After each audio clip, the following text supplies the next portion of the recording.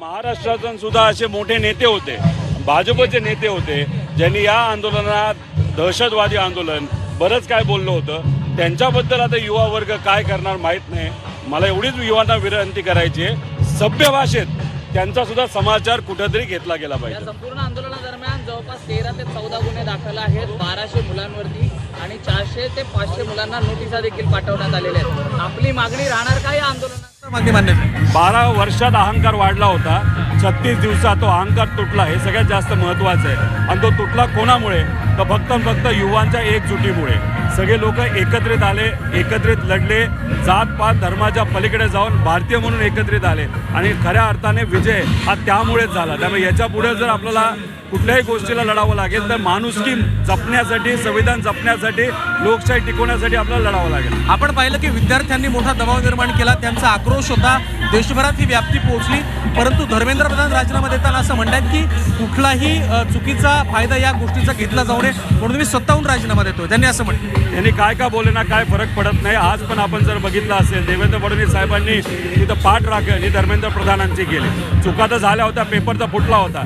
आता तुम्ही त्यांची पाठराखण करता, दुसऱ्या बाजूला 1800 मुलींवर तिथं तुम्ही कारवाई केलेल्या आहेत, लाठीचार्ज केलेला आहे. त्याच्यावर उत्तर कुठे देणार?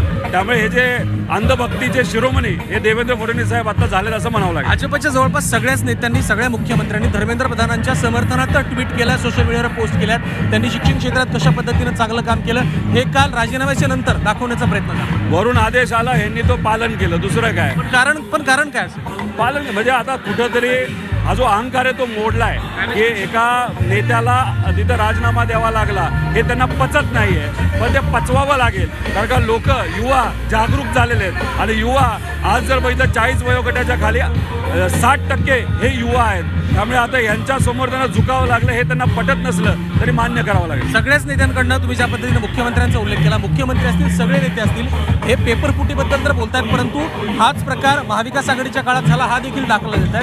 कुठेतरी राजकीय टीका टिप्पणी होते. देवेंद्र फडणवीस साहेबांनी टीईटी बद्दल जे काय बोलले ते खोटं बोललेले आहेत. ते स्वतः मुख्यमंत्री होते जेव्हा पहिला टीईटीचा घोटाळा झाला होता, आणि आता दुसरा जो घोटाळा झाला त्यांच्याच काळात झालेला आहे. महाविकास आघाडीचं सरकार आलं तेव्हा उलट कारवाई झाली होती. त्यामुळे ते जे बोलतात ते शब्दाचा खेळ आहे. आम्ही जे बोलतो ते सत्य बोलतो आहे. ते सत्तेसाठी काही करू शकतात, आम्ही सत्तेसाठी काही करू शकतो. शेवटचा प्रश्न, तुम्ही सुद्धा युवक आंदोलनातून पुढे आलेला आहात, त्याच पद्धतीनं जिल्हा परिषद असेल, स्थानिक राजकारणातून तुम्ही पुढे आलात. आज युवकांचा हा जो काही जल्लोष आहे, खरं तर एक आनंद व्यक्त केला जातोय, समाधान व्यक्त केलं जाते की आम्ही लढा दिला, त्याला यश मिळालं. या पुढे या लढ्याचं तुम्ही स्वरूप कसं पाहताय? केवळ नीटचा एक विषय संपला असला तरी अनेक प्रश्न युवकांसमोर आहेत. नाही, आता एकजूट झालेली, फक्त दिशा योग्य पद्धतीने देणं महत्त्वाचं आहे. कुठलाही मुद्दा घेत असताना तो सामाजिक विषय असणं फार महत्त्वाचं आहे. एक तर डिलिमिटेशन आणि SIR जे चाललंय ते संविधानाच्या विरोधात, त्याच्याबद्दल युवांना सांगावं लागेल. जे युवा अजून मतदार म्हणून नोंद नाही झाली त्यांनी नोंद करून घ्यावी.